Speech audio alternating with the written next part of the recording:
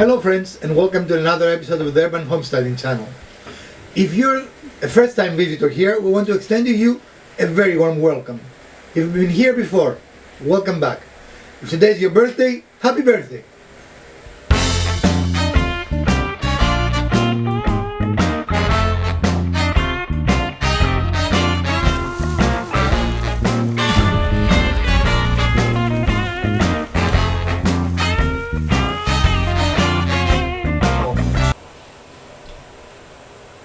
Today we're going to have another scrap and useful project for you.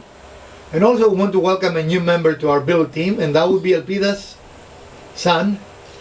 And we need a name for him, Elpida. You name him. Okay, we'll have to come up with something. So as soon as we come up with something, we'll let you know. So as always, we're going to show you every step so you can duplicate the build. And if you stick around, we're going to get started. So once again, we raided our scraps. And we have all the material we need for this project today. So even if you want to buy this, you're talking at $10–15 worth of wood, right? In our case it will be free, but even with today's wood prices, this is not a very expensive product. And this actually is a scrap, but we're not going to use it in this build. We're going to use it to determine the height of our build, right? Yes. So what we're going to use it is not going to be consumed. So the next step is we're building, did we say what we're building? No. So we're going to build a pet feeder. It's a raised pet feeder. A raised pet feeder. So we have, and you need to have the balls first, so you can decide what your dimensions will be, right? Mm-hmm. So we're going to play with that a little bit so we can mark our cut, and we're going to be right back. So we'll transform the species of lumber that we saw you a moment ago to this. A useful and good-looking feeding watering station for your pet. Mm-hmm. And we're going to utilize it right next to the one that we built some time ago. And that is good because there are two different styles, right? They are fairly inexpensive builds, very basic builds.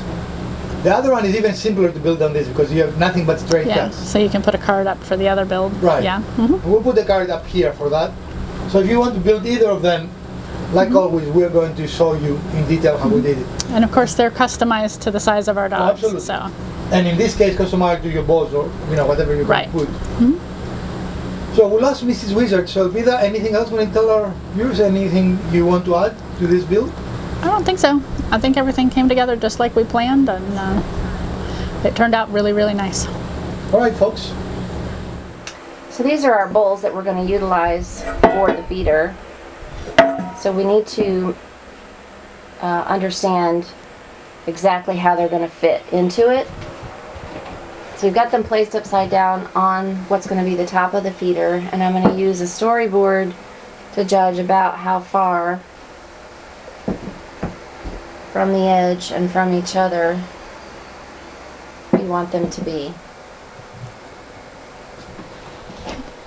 So then you're going to mark on the outside of that so that we know the whole distance of this board. Okay? Mm-hmm. And front to back. Yep. Okay. And then we're going to scribe around each one of the bowls, right? Right. Oh. As long as you decide exactly where you want it. Front to back. Okay.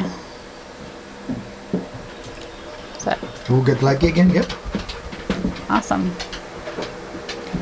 We tend to get lucky, don't we? And that's perfect. Now put pressure on this. You want to scribe around the...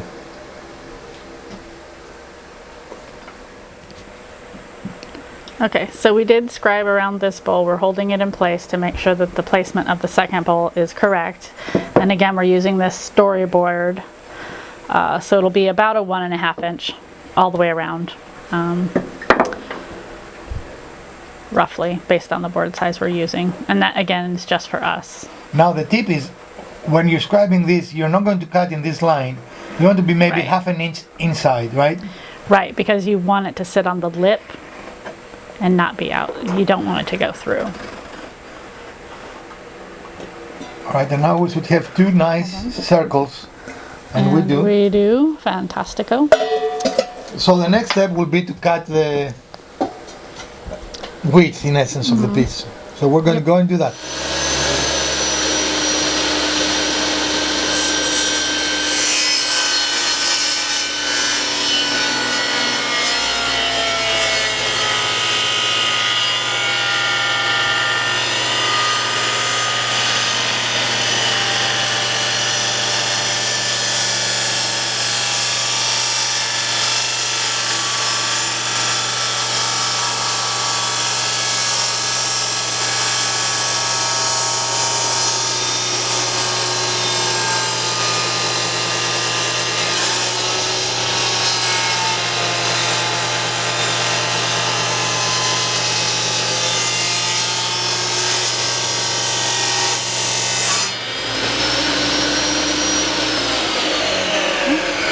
see here how the pitch changed, and I think the next part will be to use our jigsaw to cut the circles. Yeah, but to do that, you need to do some pilot holes in there to get your Yes. jigsaw blade in, and you always put the pilot holes inside your circles. Yes. And it should not go, I mean, because we're going to have to be about a half inch inside, don't Don't be go very right. cloose to your line, because then Right. your opening will be And too so, large. will you do one on either side or just one? Because I think it's good to do one on either side. That way you've got some room. Well, Okay. let's see. Okay. So we use a paddle bit to drill the 2 pilot holes, and as you can see, we kind of marked where the lip is inside, just to make sure we have that space so that when the bowls are placed, they will actually sit on that. Then we're going to get the jigsaw ready to go, and we'll be right back.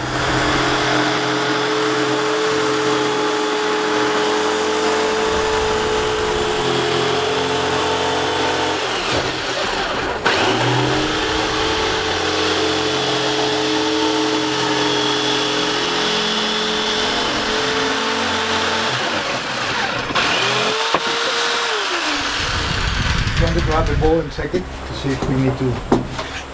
Where are the balls? I don't know. I didn't take them.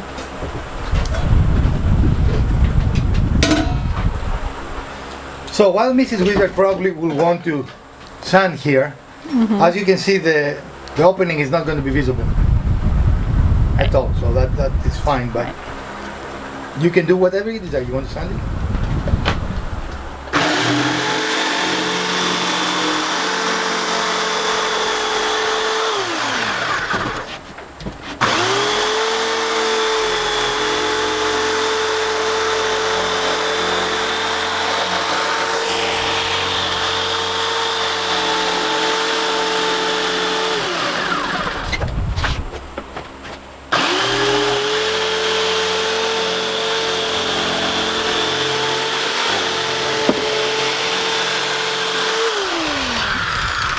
Okay, let's look at fit. Okay, and the point here, again, Miss Wizard likes everything perfect, but this is not going to be visible. We do not care about how cool it looks there. It's perfect. Both of them are perfect. Yeah, that one looks really good. I declare them perfect. Okay, here we go. So here we are. Our 2 openings are done. We tested them. Both of them fit the balls perfectly. So now we're going to start working on actually building the base. Okay. And we are going to, are we going to Suzuki bang it, or we're going to? That's fine. Okay.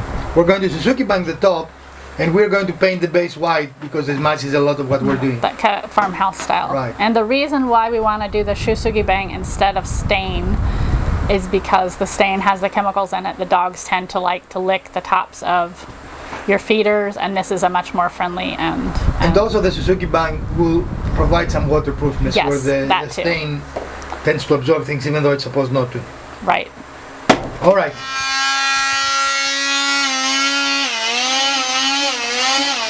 Go faster. It takes speed, right? I don't. Yeah, it does. You can change the speed if you want.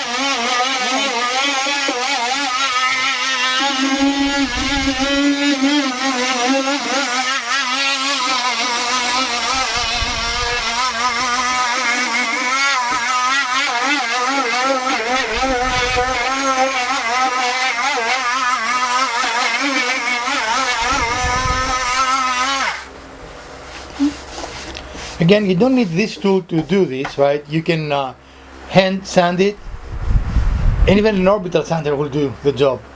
Yeah. But we just happen to have this, and why not use it? Right. And hand sanding, I mean, we have to expedite the project for the posting purposes, but if time is not important to you, hand sanding works as well. Yes. And on this one, I would go with the block sand. You know, one of those block sands. Yeah, just a little block sander. You can even buy those block sands, sanding blocks in the dollar store for $1. $1. about Imagine that. I know, right? Right.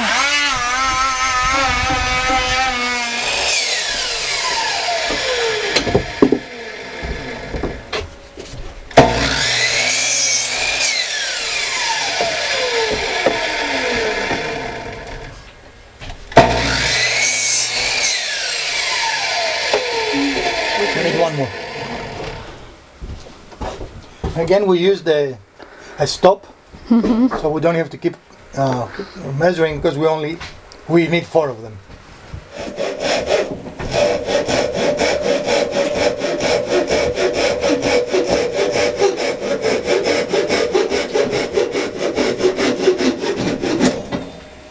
And now you've used the Japanese saw. That's not straight at all, but we'll sure that up. Yeah. So here's a rough dry fit, and we're using spacing blocks to space it exactly what we said, 1/2 inch, right? Mm-hmm. Just to have a little reveal. And the legs will be connected with brace pieces in between them, and then the 2 sets of legs will be connected through the brace pieces with a longer piece in between. Okay. So we're going to do this process, and we are going to get back with you. We're going to use pocket holes to attach this to the To the base. top, yeah. Or the top, yeah. Okay. That's all we need.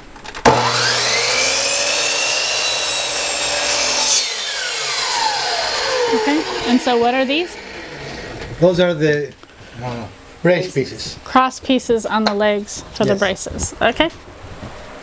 So we're using a storyboard to decide exactly where it will go. And what you're looking now, this is the bottom, right? Mm-hmm. All right. I keep dropping things today. Yes, you do. So we had options here, and one of the things we discussed is putting a dowel through it. That can be both a little bit of a interesting element and it will hold it together. You can also put pocket holes. Mm-hmm. We'll tell you what we decided. Okay. When we decide. When we decide. Okay. Which is pretty much. So here we are, this is one of our legs, and we're going to make a pocket hole towards one end, and that will be used to attach the legs to the top. Okay. You don't need a lot of strength there. You just need to align it and put it, all the weight will be going downwards anyway, right? Yep. So here we are, we did our pocket holes, and on each of the 2 braces, you need 2 because they will attach on each leg, right? So we did 2 for each brace, and each leg just got 1, and that will be used to attach it to your table. Yep. And that is how we're going to assemble them. We'll need ultimately another piece, a 3rd brace piece that will be a long brace going between those 2 short braces. We'll make like a capital I, right? Yep. So that's why we're not removing our jig here, our pocket jig, but we're going to start assembly right now so we can start the paint process so the paint can dry. So here we are, this is not connected yet, this is dry fitting, and we want to find the distance between those 2 braces because we're going to put another brace in between them. Right. So we're going to use a storyboard of some sort to calculate that, and we'll be right back with you. So a little bit of sanding. This is our last member, right? This is the, what you call it, the tying between the other 2 legs. And Miss Wizard is using our first and only wireless sander. And what do you think, Miss Wizard? Yep, it's pretty good. It's doing what I need it to do. All right, excellent. So we're going to sand it, attach it to the other 2 pieces. Then we're going to paint and Suzuki band the top, paint the legs, Suzuki band the top, and then put it all together. So if you just wait a few minutes, we'll be right back. So we're attaching the long brace to the short leg braces that will give stability to the whole piece. And here this specialized Craig clamp is ideal. It's going to keep the piece where we need it while we're attaching the screw, right? Yep.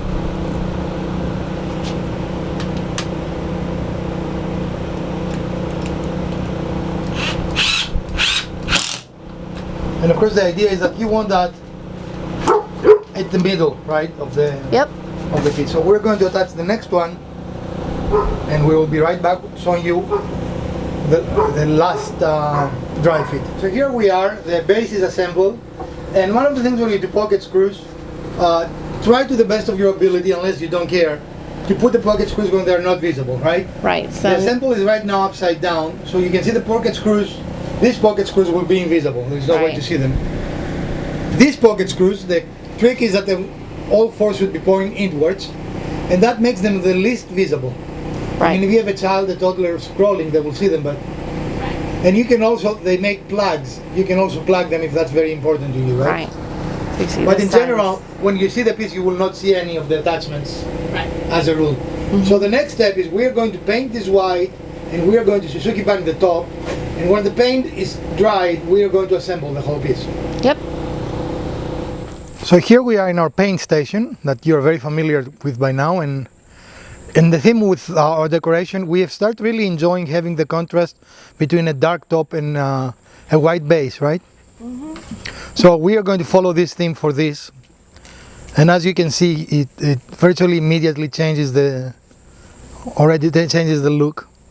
But we're going to let Miss Wizard do that, and Elpida is going to start the Suzuki band process. So we are going to turn it right now to Elpida. And here we go.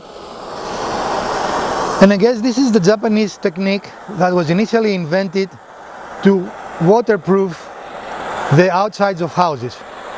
And bugproof, yes. And now in modern days has become a very used or very liked way to finish furniture. Initially you wouldn't find Japanese furniture that were Suzuki band, but now a lot of people like this as a finish, right? One of the advantages of this is that once you are done, there is no wait time. It doesn't need it, you can just use it immediately. Yeah, unless you want to put like some oil or something on it, but otherwise. Well, but even then, I mean, the piece is done. You assemble it, or you do whatever you want to do, and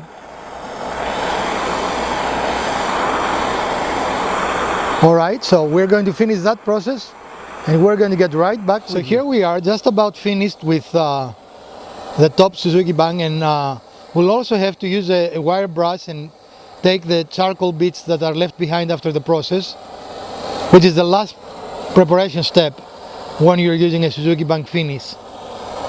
And it will make the grain pop a little more. Now it is very kind of dark and you cannot see it much, but when you brush it, it just looks amazing.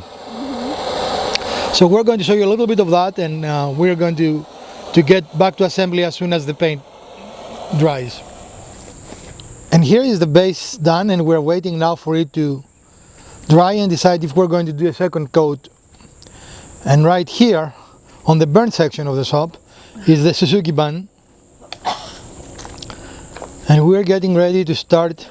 It's still a little hot. We're going to let it sit Here another. we are. The piece has substantially cooled down, and now we're starting to take the burned fibers off, and that will reveal the final look, right?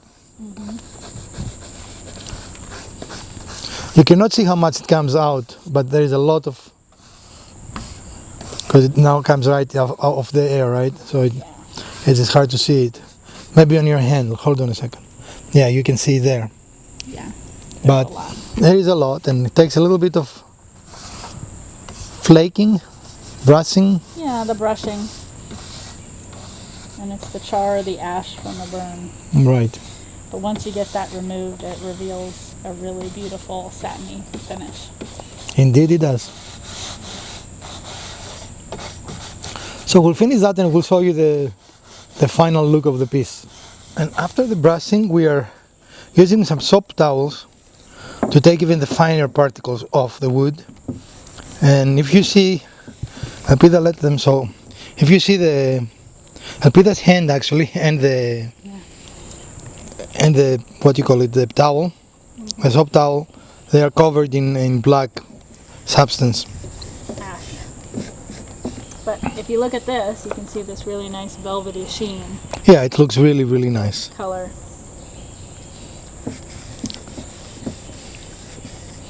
I'm sure the dogs will enjoy. They really enjoy the other one. We built them some months ago, but Atlas is a little taller than the other two dogs, so we decided to make his drinking and eating a little more comfortable.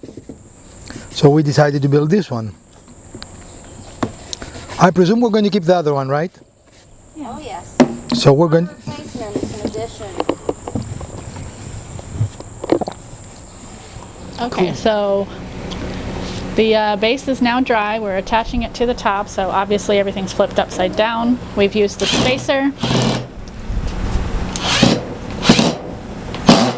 You shouldn't be able to move it, right? Up, Use the spacer to help align the first leg. And here you can do some adjustments. You can do right and left. Yeah.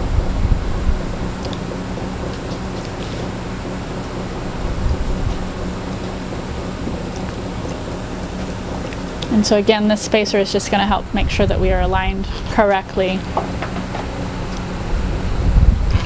in place. We're using, for this application, we're using 1-inch Craig screws So for the tell me when you're pocket ready. screws. I'm ready.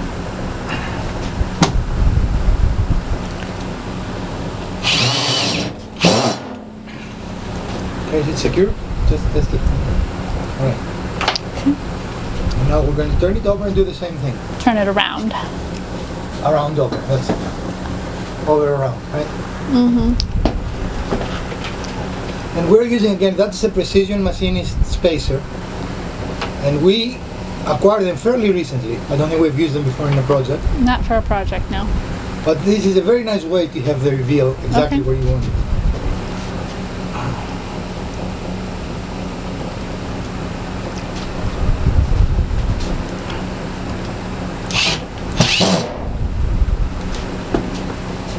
And one more. Your legs here will have a little bit of play, and that's okay, right? They will move a little bit. So that's why we're using the spacer to make sure we get them aligned. Right.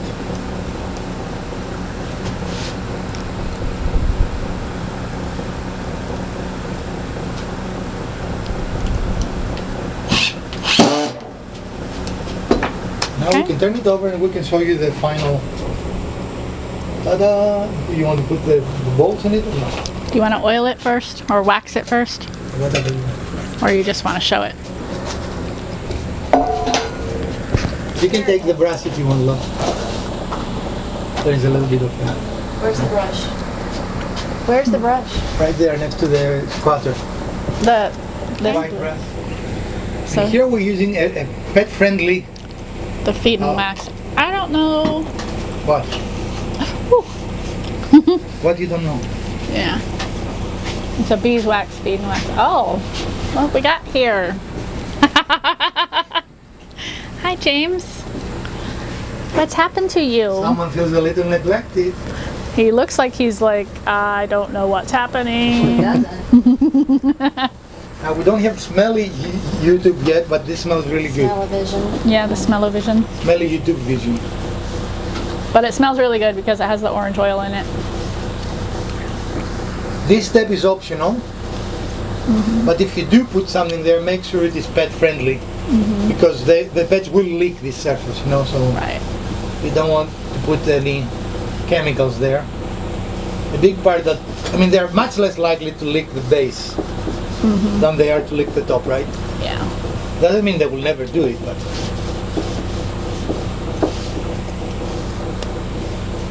And as you see, it gives it a little more of a shine. Yeah, we'll have to tilt it a little bit after we get everything applied.